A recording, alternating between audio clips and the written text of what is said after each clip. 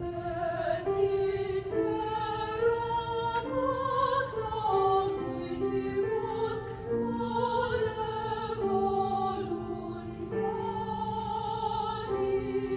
I think that's pretty, but it doesn't necessarily line up very well, especially when the harmony starts getting a little crunchy, right? So what can we do?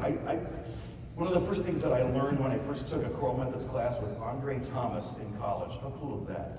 Before Andre Thomas went to Florida State, he spent 3 years at UT Austin, and he was the choral music education professor, and he was my choral methods teacher. And I learned so much from him. Anyway, one of the things I learned about is that, people just want to sing. So you have to make it safe for them to sing. In my rehearsals, even when I taught high school a little years ago, even the 9th graders in the non-audition choir would sing by themselves in class to help, and there was no pressure. You could never do it wrong. There was always a moment when you would look at some poor kid and say, okay, sing that, and they would go,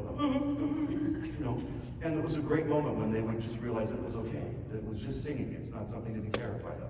So certainly by the time we get to high school choirs, middle school choirs of kids who really want to be there, I get to my college students, having them sing by themselves, this is a regular part of what we do. So one way to build this kind of sound is to trust them to hear each other. So Sarah, would you just sing this normally like a solo, okay?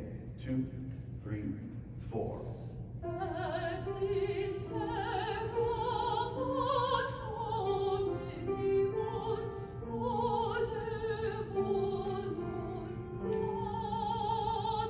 Okay, now Sarah, would you think about putting this in a context where we're trying to sound unified as a section? So we'll think it's a soprano section, although Hannah is actually a mezzo.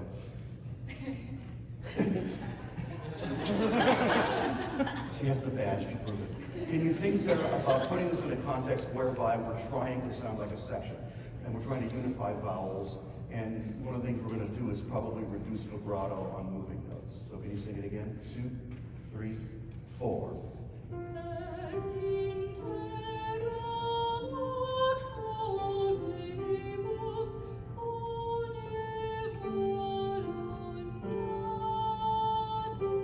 To ask her to make that sound, she has to do a different kind of thing. If you stand and you take that great big full breath that we teach our kids to take, and then you try to sing like that, you're going to die. So one of the things we have to learn is that there's more than one way to breathe. We're going to sing like this.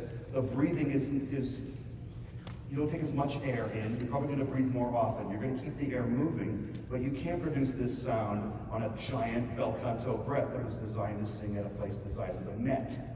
Right? Now, you're going to sing with her. Okay? So 1, 2, 3, 4.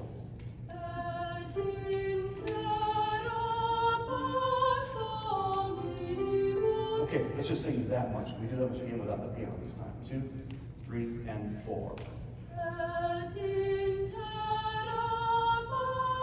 Okay, so there's a couple of vowels that are not quite the same, right? So can you sing 49% with your voice and 51% with your ears? Listen to each other and see what you can do to mash up the sound. 2, 3, and 4.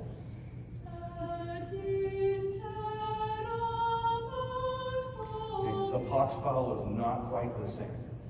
Really, the vowel's pretty close to the same, but the tone qualities aren't quite matching up. One of the voices is a little shakier than the other one, probably because she's nervous in front of you. But see what you can do. If we talk about the vowel, I got this from Joe Michael Scheibe. Like Joe Michael Scheibe at USC now, used to be at Miami, is really big on trying not to take off the voice faculty where he teaches, which is a big thing for a lot of college choir members that you can think about. And so when he's talking about tone quality and vibrato and a lot of other things, he uses the shorthand of the vowel.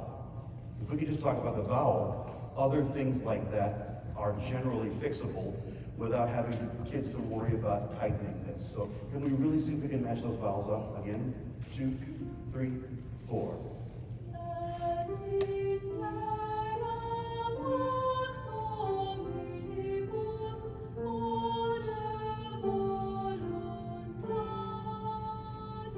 Can you just sing tatis? See if we can make tatis a vowel that really locks it together. Just sing the ta and hold it for a second. Interestingly enough, if I ask them to do that sound by themselves, they might not be able to do it. That's only a sound you can make when you got someone else to do it with. So, like if I ask, can you sing that by yourself? Try it. Yeah.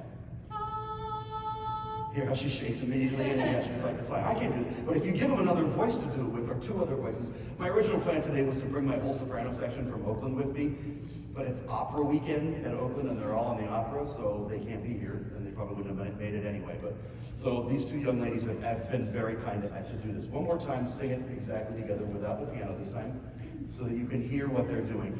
I believe that you can do this with 8th graders, because I've done it with 8th graders. When someone invites me to come out and work with their kids, and it's their responsibility, like, oh, what can you do? Can you make the vowels the same? Can you make the sound the same, the tone quality the same? Can you sing it like it's not a solo? Those sorts of things. Try it again, 2, 3, and go.